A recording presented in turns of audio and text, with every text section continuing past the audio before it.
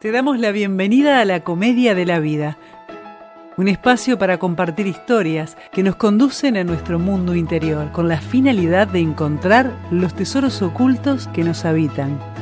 A partir de este momento, contigo, Alejandro y Alejandra.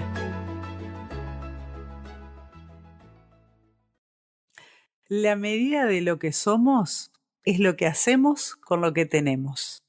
Vince Lombardi. ¿Cómo estás, Alejandro? Empezamos ¿Qué al haces, revés Ale? hoy. Sí, y eso me deja menos tranquilo, porque estoy de este lado. Saludos ¿Viste? a todos los que nos acompañan. Bueno, a diferencia de los otros capítulos, en este capítulo la que va a hacer las preguntas voy a ser yo. ¿Qué te parece la idea? Y ya estoy entregado acá. Estoy atado, sin mate, sin agua, no me puedo mover de la silla y dale para adelante. Buenas. Bueno, nosotros hoy en este capítulo vamos a hablar de la experiencia que tuvo Alejandro con su ACV, con su accidente cerebrovascular. Pero antes de empezar, yo voy a contar un poquito qué es un accidente cerebrovascular, para que más o menos entremos en la situación y para que además podamos entender cuáles son los efectos de este hecho tan peculiar, de esta experiencia tan atípica. Un accidente cerebrovascular se puede dar de dos formas. Uno es isquémico y otro es hemorrágico.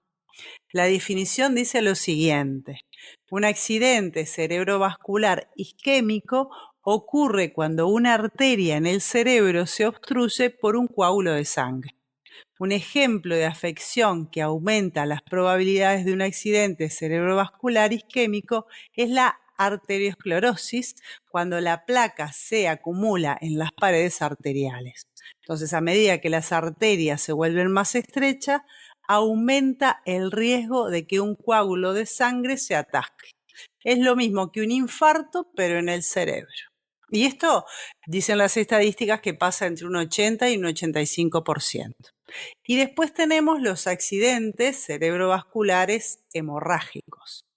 Y esto ocurre, es decir, cuando una arteria en el cerebro estalla, causando una hemorragia cerebral. Un ejemplo de una condición que aumenta el riesgo de accidente cerebrovascular hemorrágico es la presión arterial alta, donde la presión adicional en las paredes arteriales aumenta la posibilidad de ruptura. Y esto es lo que se da en la menor cantidad de los casos. Como vimos, esto se da entre un 15 y un 20% de los accidentes cerebrovasculares. A su vez, en estos dos casos se dividen en otras subparticularidades, pero no vamos a complicar, solo necesitamos entender esto. Y bueno, Alejandro es un ejemplo viviente de esta situación, así que contanos primero, Alejandro, ¿qué tipo de accidente cerebrovascular tuviste? Ejemplo viviente, qué frase, ¿no? Hablar de mí mismo. Sí, qué momento. Tuve un accidente isquémico. Dentro de los isquémicos fue un caso muy raro porque generalmente se da en los accidentes de auto cuando choca y tu cabeza va bruscamente para atrás y vuelve. No fue el caso. Entonces, como forma de tranquilizarme, los médicos me decían: tranquilo, Alejandro, que dos rayos no caen en la misma vez, el mismo lugar, y con el tiempo te recuperas. Obviamente no me tranquilizaba para nada, ¿no? Pero bueno, ahí te contesté, Ale. Seguramente tenés más. Sí, tengo más preguntas. Bueno, la primera pregunta y la más importante: ¿cuántos años tenías cuando esto sucedió? ¿Cuál era el Y, contexto de te- tu realidad? y tenía 42 años, dos hijos muy chicos, de 2 años y de 4. Ahí por esa época, meses antes, lo que recuerdo de haber pasado em, bastante estrés por una... Nos habían embaucado, digamos, en una construcción de una casa que habíamos hecho afuera. Y Ujú. es lo que yo relaciono con este hecho. No visualizo otra situación de estrés, además de eso. Claro, esa era básicamente la pregunta que seguía, ¿no? Porque ver qué hechos formaban parte de la realidad, porque si yo tengo una situación en la cual a una persona literalmente se le vuela la cabeza, la situación sería, ¿qué hace? ¿Cuál es la situación que hace que se te vuele la cabeza? Para que tenga un impacto mental tan importante, porque nosotros sabemos que cuando estamos hablando de accidentes cerebrovasculares estamos hablando de personas mentales. ¿Vos te considerás una persona mental? Sí, se me voló la cabeza literalmente por meses em, con esta gente que yo sabía que nos iba a estafar y terminó pasando. Y fue un periplo de varios meses de mucha tensión, esa es la verdad. O sea que básicamente lo que sería la sintomatología fue lo que te hizo parar, de una manera muy Sí, brusca, por supuesto, ¿no? sí, podía ¿Te haber sido un poco acordás? más amigable, ¿no? Pero no, fue Bueno, contundente. fue contundente. ¿Te acordás dónde estabas y cuál fue la sensación o qué fue lo que pasó? Sí, estaba tirado en la cama con la madre de los gurises mirando un programa de TV inocuo que no vale la pena mencionar. Y de repente me quise incorporar y no podía. Y sentía que me faltaba la respiración. Con el tiempo me di cuenta, con el tiempo cuando yo salí de esto, ¿no? Que en realidad lo que tenía era que no podía tragar. Esto me afectó la base eh, del tallo del cerebro, creo, y te Ujú. impacta en muchas áreas, entre ellas la deglución. Y Claro. claro, parece una estupidez, pero si de repente dejas de poder tragar saliva, no entendés lo que está pasando y como que no podés respirar. Y aparte perdí totalmente el equilibrio y la voz. Parecía el Pato Donald. Y es tan tragicómico que cuando me llevan a la mutualista, tuve la suerte de que estaba todo el mundo nervioso y la chica, porque fue de noche, me preguntaba, ¿usted señor, habla siempre así?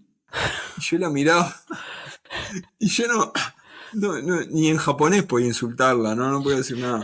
Tuve la suerte que en el cambio de guardia, ahí me tuvieron horas pasando frío, con el cambio de guardia, Se dieron ahí se cuenta les que ocurriera hacerme una tomografía, ¿no? Y ahí se dieron cuenta.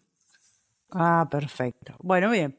¿Cuáles fueron las consecuencias físicas que después empezaron a surgir a medida que se dan cuenta que están frente a una CB y qué es lo que sigue después de que aparece la otra guardia, aparece la tomografía y aparece el diagnóstico? Mm, lo que yo me daba cuenta es que, por ejemplo, perdía sensibilidad eh, en, en parte de mi cuerpo, el lado izquierdo de la cara y el lado derecho del cuerpo, como cruzado, que veía doble, eh, que no podía tragar, había perdido el equilibrio y, y como que iba perdiendo fuerza, ¿no? Yo tiempo después que estas amigas, Ceci y Jim, me han pasado el libro de, de la neuroanatomista Jill Taylor. El de ella fue diferente. Según el área del cerebro donde te pega, donde tenés los bloqueos de los caminos neuronales, el efecto es diferente. En el caso de ella, por ejemplo, no podía reconocer hablar o reconocer los números. En Bien. el caso mío, fue para otro lado. En el caso tuyo te afectó la movilidad, básicamente. La Sí, movilidad, la sí, vista, sí. el, El el oído equilibrio, sí. no, el El equilibrio. oído no. El oído no. Yo lo que tengo, el guionista de Dios, ¿no? Eh, tenía en aquel momento lo que llamaban la caminata del borracho, que es porque te vas torciendo y no puedes evitarlo, ¿no? Este, también en aquella época yo era un este, asiduo comedor de asado y vino con mis amigos. Este, ¿Qué tal? O Digamos sea, que tenías una alimentación no tan ordenada. totalmente desordenada para ser correcto. O sea, podemos decir que había un desorden a nivel alimentario, a nivel físico y a nivel mental cuando esto se dio. Sí, así es. Quiero creer que ahora estoy sumamente ordenado en todos los aspectos, pero bueno, ya Bueno, veremos. bueno, ya veremos. Vamos a seguir investigando. Decime una cosa, Alejandro, después que cuando pasa todo esto, ¿en qué momento te das cuenta que tenés que volver a empezar para poder ser funcional? ¿Qué cosas constatás que necesitas recuperar? La verdad era... El momento fue estando internado, ¿no? Yo estuve casi un mes Po- en el CTI, Ah, bueno, que pero tuve estuviste la... casi un mes en el CTI, ¿en qué condición? Y, y en realidad, salvo la primera semana, yo estaba totalmente consciente, ¿no? ¿Y Entonces, después? ¿Qué pasa después de esa primera semana? perdón, quise decir, salvo la primera semana estaba como muy adormecido, capaz que era lo que los medicamentos que me daban, no sé. Ujú. Pero yo estaba totalmente consciente, ¿no? Y por momentos a mí me parecía el infierno del Dante, porque imagínate, el CTI, sobre todo de noche, la gente delirando, gritando de dolor, y vos ahí, que yo en mi cabeza, en los pensamientos, estaba perfecto. Claro, Y la parte graciosa, yo recurrí siempre, toda la vida, al humor para sobrellevar, era que como la verdad tengo muy lindos recuerdos de todo el personal médico, de enfermería, salvo una persona del vespertino, si estás escuchando, la verdad, por suerte olvidé tu nombre, pero claro, las enfermeras contaban mil historias personales de su trabajo, de la vida personal, y en voz alta conversaban tranquilas porque estaba todo el mundo liquidado, para hablar claro, claro, en era un un CTI, CTI. ¿no? Era un CTI. Y yo Sabés que recordaba yo, todo y me sí, entretenía el otro día, pero vos, Gabriela, tal cosa. Y se mataban de risa y claro, había uno que estaba vivo acá. Era mi gran hermano propio. claro. Sabés que yo te iba a contar que yo tengo una tía que durante muchísimos años trabajó en un CTI y claro, que ella decía que en realidad nunca los pacientes jorobaban para nada porque estaban todos conectados a máquinas o realmente la mayoría no tenía conciencia. Entonces era como muy sencillo manejarse porque claro, vos estabas libre hablando y todo ese tipo de cosas, ¿no? Entonces, claro, cuando tenés uno que hace la diferencia porque está consciente o porque se da cuenta, tiene cierto grado de conciencia, tenés que cuidarte porque es lo atípico que pasa en un CTI. Perfecto. ¿Y cuánto tiempo estuviste entonces? Un mes en el CTI. ¿Por qué estuviste un mes en el CTI? ¿Qué pasaba que te tenían ahí? Mm, no lo sé. Hablaban más con la madre de los gurises. eh, La madre de... que, sí, hablaban con Sophie. Eh, yo creo que había mucha observación. Yo tuve la suerte, aunque al principio lo negaba, ahora me olvidé, es un capo el médico, pero yo pensaba que era el Doctor House por la forma que trataba al resto, pero el loco realmente era muy bueno.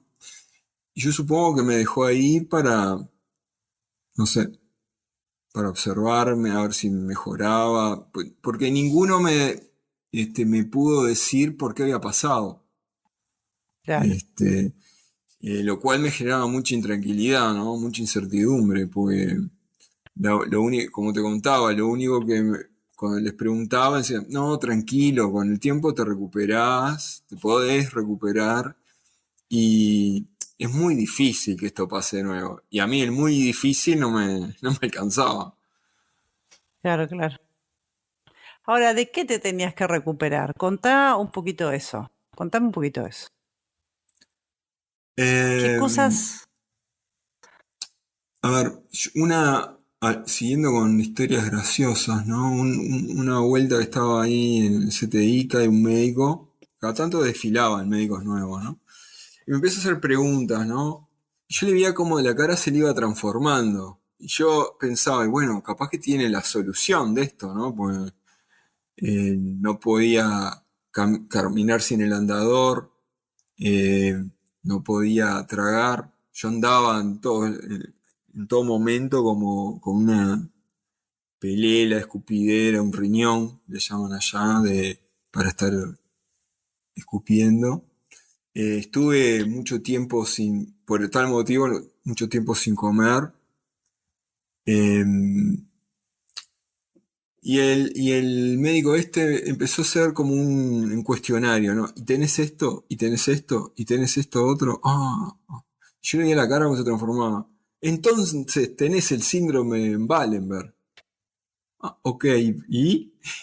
O sea, el loco fue a validar que había algún caso de facultad, bueno, un caso vivo, un caso raro, presente, acá estoy, pero para mí no me aportaba nada, ¿no? Él fue a ver lo suyo. La verdad no me acuerdo el nombre del médico. Eh, y bueno, está. Yo lo que recuerdo es estar por momentos agobiado de la cantidad de temas a enfrentar, ¿no? Bueno, ¿qué hago? La vista, hago el equilibrio, hago las caminatas, la fuerza puede esperar. ¿Cómo hago para tragar? Eh, Esa parte fue interesante, ¿no? Porque cuando era chico, que era medio maniático para comer, mi madre, que trabajó mucho tiempo en CTI también, siempre me bromaba, comé porque si no te van a tener que poner una sonda nasogástrica porque pa. Bueno, quiso el destino que después de 10 días que yo no estaba sin comer, este, me, me pusieron la sonda. Que yo hacía imposible para decirle que no. Yo le decía, si Cristo estuvo 40 días sin comer, bueno, yo puedo estar un poquito más. Pero no, obviamente no funcionó, ¿no? Y ahí los tipos este, Ay, eh, Dios mío. pusieron la sonda y para, y para colmo, la primera vez que la ponen mal. Entonces parecía un alien, porque pusieron la sonda y salió por la nariz, la otra parte. Entonces dije, no, esto es joda, no puede ser verdad. Pero bueno, está. Como les contaba, el humor fue lo que me iba rescatando.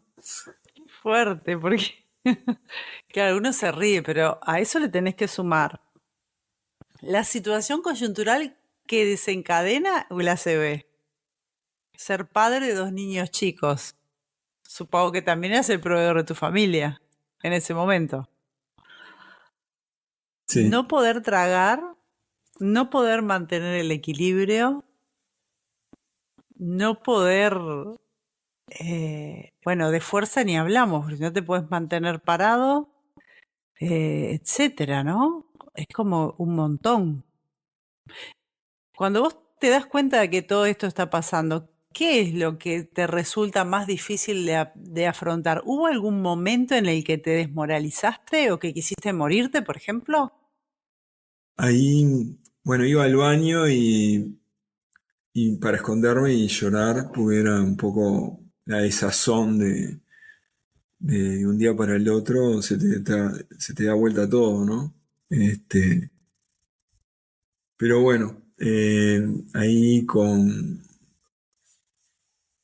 Sofía lo que hacíamos era tratar de impactar lo menos posible el día a día de los chicos. Entonces ella me acompañaba hasta antes que salieran del colegio y después se iba con ellos y seguía. Y bueno, yo enfrentaba el turno vespertino, que era el peor que tenía. Pero en realidad, para responderte, fue muy poco el tiempo que le dediqué eh, a quedarme bajoneado, porque mi motivación para salir en realidad la encontré en los gurises, ¿no? Que eran muy chicos, ¿no? También tenía 18 años, hice un tiempo karate, de contacto, y eso también en momentos que parece que no podés, creo que cualquiera eh, que haga deporte o que hizo deporte, sale a correr y bueno, no puedo más, pero podés un poquito más. Esto es algo similar. Este, yo me parecía increíble que una persona pudiera estar 8 horas sentado, y para mí fue mi primer hito el poder salir de la cama y me dejaran sentado en el sillón, ¿no? Y ahí, después, bueno, practicaba hacer sentadillas del sillón a poder incorporarme. Esos fueron los primeros pasos. Pero estoy hablando mucho, Ale. No, no, está perfecto, está muy bien. ¿Qué fue lo más difícil de afrontar? Em, Creo que era todo, porque ponele que, a ver, yo hablaba, inicié la fisioterapia y la verdad era insuficiente. En algún momento, hablando con una amiga de confianza, que me decía, claro, que acá en Uruguay, en aquellos años, estaban más preparados para, no sé, para gente mayor. Pero con 40 años, este, el querer volver a estar haciendo lo que hacías, la fisioterapia era muy básica, ¿no? Y por momentos no sabía por dónde empezar. Si es por la vista, si es por el equilibrio, si es por la fuerza.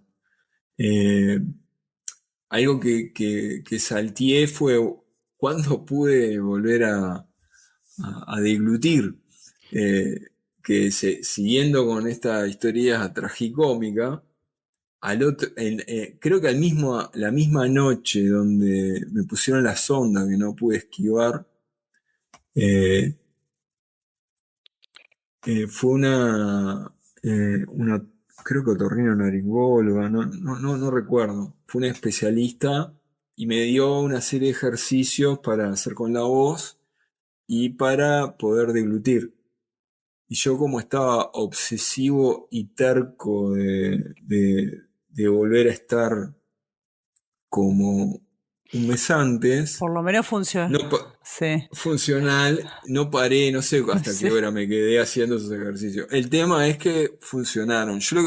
La energía la tenía, la motivación la tenía, lo que precisaba era saber qué hacer, una guía. claro. Esta mujer me dio una serie de ejercicios y yo, no sé, los hice como un enfermo, y al otro día podía tragar. Y me quería sacar esa sonda infumable de encima, y los médicos obviamente no creían, ¿no? Entonces era muy gracioso porque mandaban a las enfermeras a escondidas, me daban algo para tragar y miraban escondidas a ver si yo tragaba o lo cupía o lo estaba tirando, ¿no? Porque no podían creer que pudiera empezar a tragar de un día para el otro, ¿no? Lo que es una mente Me tuve que enfocada, fumar. ¿no? Y sí, Claro, y porque estaba ahí, como loco por sacarme eso. no, claramente, pero ahí empezás a ver cómo el foco empiezan a hacer que, un poco hablando de de la forma en que funciona el lóbulo frontal. El lóbulo frontal lo que hace es la intención, dijimos, ¿no? Es esa parte del cerebro que tiene la intención y que es capaz de desoír cualquier cosa que escuche. Es como decir, la única realidad válida es mi realidad que estoy dispuesto a crear. Es a donde voy, es el foco el lugar al donde voy. A mí un caso que es un caso, bueno, muy conocido, que lo nombro porque seguramente muchos se acuerdan, es el caso de este jugador de fútbol, de Alexis Viera, que él tiene lo quieren robar, creo que fue así, lo tratan de robar, le dan un balazo y bueno, él queda sin poder caminar. Y cuando estaba obviamente internado, cuando los médicos le empiezan a ver el daño que él tiene, la esposa le dice al doctor, por lo menos usted necesita decirle que Alexis, ¿no? Que tiene un 1%, aunque sea de posibilidad, porque si tiene un 1%, él va a tomar ese 1% y va a caminar. Entonces esa cuestión que hace, que por eso decimos que la cúspide de la evolución del cerebro es el lóbulo frontal, porque cuando nosotros ponemos una intención realmente llegamos a resultados. Lo que pasa es que no somos conscientes del poder que tiene nuestra mente para llegar a donde hay que llegar, ¿no? Entonces yo creo que en este caso, Alejandro, en el cual vos demostrás que en un tiempo de muy breve, en verdad, lográs revertir una situación que a todas luces y para todo el mundo es algo que no va a pasar. Y de hecho pasó, ¿no? Ahora, lo que yo te digo, ¿qué otras cosas cambiaste? ¿En qué momento vos te das cuenta que con lo que hay a tu disposición, digámosle así, con lo que vos tenés a tu disposición, por lo que te da la medicina, por lo que te dan los médicos que tenés alrededor, necesitas ir un paso más y hacer otras cosas, porque vos hiciste otros cambios. Quiero que nos hables un poquito de eso. Sí, cuando iba a fisioterapia se repetían los ejercicios básicos. Cuando iba a la consulta del neurólogo, que era un grado 5 muy conocido, y también los chequeos, las evaluaciones eran algo muy básico. Yo veía que iba a estar con un bastón y caminando torcido de por vida. Y viendo doble, ¿no? Yo estuve casi 8 meses viendo doble. Eh, ya voy a entrar en alguna historia más graciosa más tarde sobre eso. Eh, entonces, cosas que empecé a hacer es, ok, tengo que trabajar el equilibrio. Me anoté en Tai Chi y estuve un año religiosamente. Después sí me empecé a aflojar, pero estuve un año practicando Tai Chi y, y recurriendo a la acupuntura, que iba una vez por semana, también un año sin faltar. Eh, Otra cosa que hice, porque me iba llegando la información en distintos tiempos, eh, di con un doctor en medicina que es macrobiótico. Y entonces modifiqué totalmente la alimentación. Eso se debió a que lo que me esperaba cuando me dieron el alta, yo salí con un pastillero de remedios que tenía que tomar de por vida, como si tuviera 70 años, ¿no? Se lo había visto uno similar a mi abuela. Y dije, bueno, esto no lo quiero, pero tampoco me animaba a eliminarlo porque sí, ¿no? Estaba todavía asustado. Entonces me hice los exámenes antes de empezar un tratamiento macrobiótico y meses después me los hice de nuevo y había levantado todos los valores. Porque en realidad vos empezás a tomar un remedio y después te mejora una cosa pero te rompe otra, porque tenés que tomar otro para Claro, sostener lo que te rompió el anterior. Y en eso sí, es un estuve. círculo vicioso tremendo.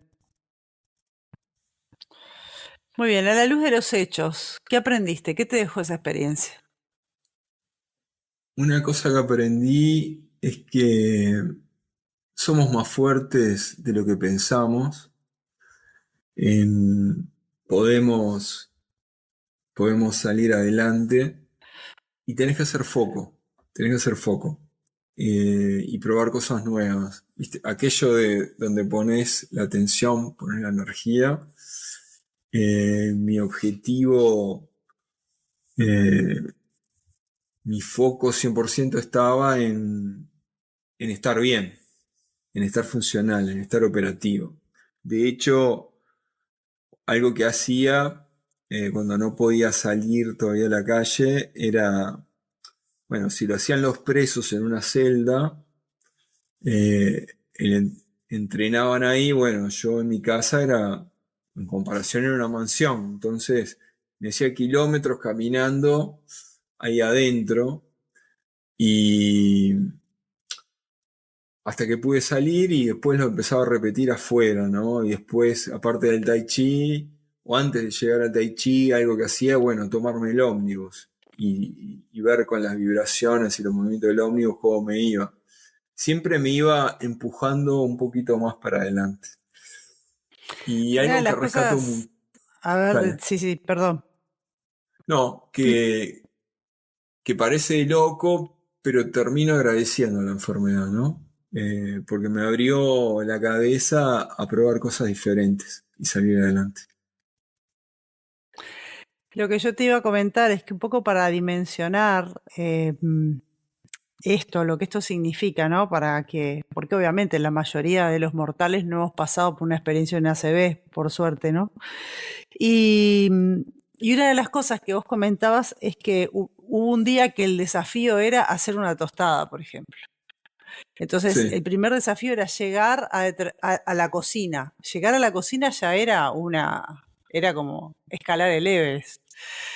Y después que llegas ahí, necesitas ir tomando las cosas y poniéndolas en el lugar, ¿no?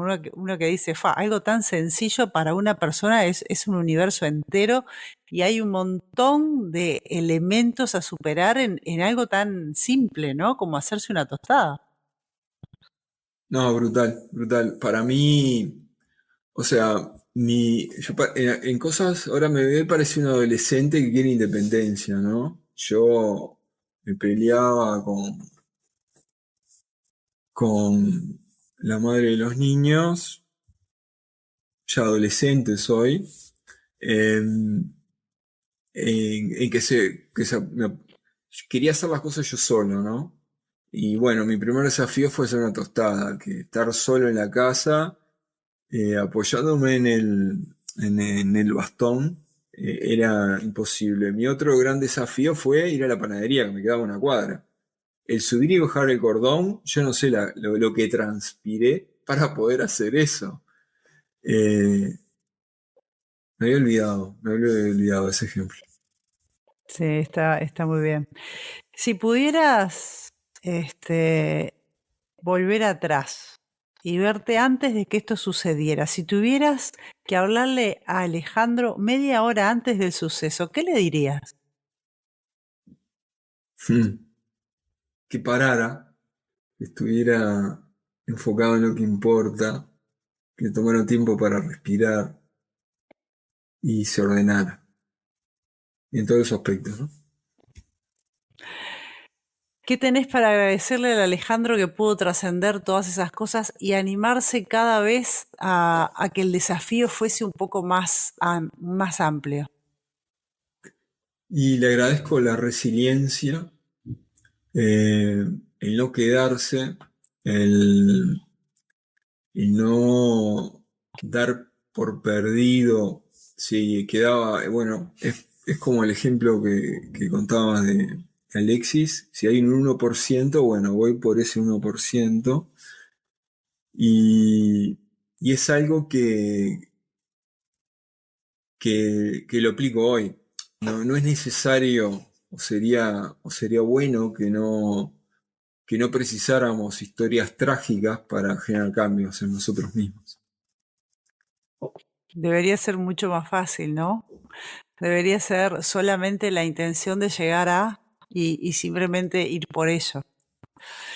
Dijiste algo muy interesante y es que vos tenías que agradecerle hoy, a la luz de los hechos, lo que eso significó en tu vida, los cambios que hiciste. ¿Cuál fue el cambio más significativo en tu forma de percibir la realidad y de alguna manera en tu forma de autopercibirte? Bueno, yo me veo en aquellos tiempos sumamente estructurado. Yo vengo de estudiar sistemas y si bien eh, tuve- estoy hasta ahora gestionando equipos y en aquel momento era bastante estructurado, Y esto lo que me llevó es a ver, lo comentamos en algún episodio anterior. Mi primer acercamiento fue con la neuroplasticidad del cerebro, ¿no? Precisaba algo que desde la biología, algo científico, me dijera, bueno, hay otra forma de hacer las cosas. Eh, Empecé a meditar, algo que me parecía muy loco, muy hippie años antes. Y bueno, te conocí a vos y a un grupo de gente espectacular que nos acompañamos y seguimos adelante. Ay, qué lindo. ¿Cuál sería, como para terminar, porque creo que ya con este programa nos pasamos un poquito del tiempo, pero no importa porque es importante tener el testimonio, ¿no? ¿Cuál sería tu mensaje para las personas que están viviendo una experiencia, ya sea de una ACV, un cáncer o la situación que estén viviendo, o enfermedades neurodegenerativas o las que sean? ¿Qué le recomendarías a alguien que está pensando en que o bien puede morirse o que tiene miedo de no poder volver a funcionar como antes o que tiene miedo de dejar a sus hijos o lo que sea? ¿Cuál sería tu mensaje para estas personas que están viviendo una situación en que ven que no hay otra posibilidad a la vista, ¿no? Que no hay salida? Primero les diría que no se rindan, que, que traten de buscar la calma y entender el para qué pasa eso. Entre otras cosas, a mí me pasó esto para parar un poco eh, el desorden y que se animen a profundizar, avanzar en el autoconocimiento, porque nosotros somos nuestra propia medicina. En nosotros nos podemos sanar. Qué bueno eso que dijiste.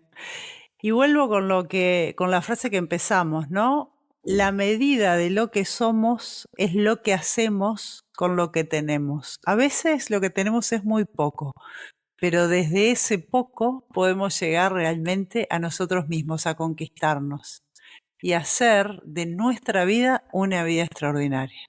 Los esperamos en el próximo capítulo. Gracias por llegar hasta aquí. Abrazo, gente. Nos vemos. Nos escuchamos. Gracias por acompañarnos hasta acá. Te esperamos en el próximo capítulo.